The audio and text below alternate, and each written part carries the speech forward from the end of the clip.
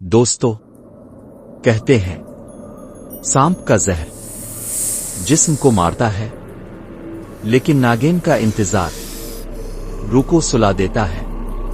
और जब बदला फौरन ना लिया जाए तो समझ लो मौत रास्ता भूल चुकी है और अंजाम कुछ और है। ये कहानी है एक ऐसे इंसान की जिसने जानबूझकर नाग को मारा और समझा कि कहानी वहीं खत्म हो गई। कहानी का उन्वान है नागिन का बदला। कामरान जंगल के किनारे रहता था, लकड़ी का कारोबार करता और खुद को बहुत अक्लमंद समझता था। एक दिन दरख्त काटते हुए इसे एक इच्छाधारी नाग दिखाई दिया, पुरसुकून खामोश, जैसे किसी चीज की हिफाजत कर रहा हो। साथी ने रोका, इसे मत मार, ये इच्छाधारी है।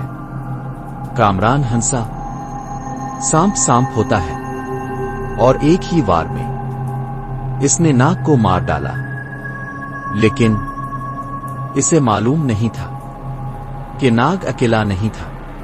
दरख्तों के पीछे एक नागिन सब देख रही थी।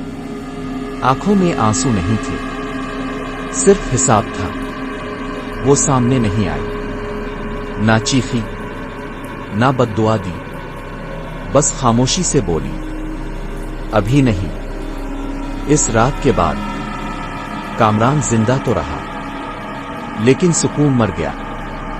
हर रात ख्वाब में वही नाग आता, खून में लथपथ, कानों में एक आवाज गूंजती, कर्ज बाकी है। कामरान बीमार होने लगा। डॉक्टर आमिल, तावीज, कुछ काम ना आया, क्योंकि ये बीमारी जिस्म की नहीं थी। 40वीं रात नागिन इंसानी रूप में आई। सफेद लिबास, चेहरा सादा, लेकिन आंखें सदियों का दर्द। वो बोली, अगर मैं तुम्हें इसी दिन मार देती तो तुम्हें दर्द का अंदाजा ना होता। कामरान कांपने लगा, तुमने मेरा साथी नहीं मारा, तुमने मेरा यकीन मारा है। इसने बताया, नाग इस जंगल का मुहाफिज था। हर दरख्त, हर जान इसके दम से जिंदा थी। अब जंगल मर रहा था और उसके साथ कामरान की जिंदगी। नागिन ने कहा, बदला मौत नहीं, बदला एहसास है। इसने जमीन पर हाथ रखा।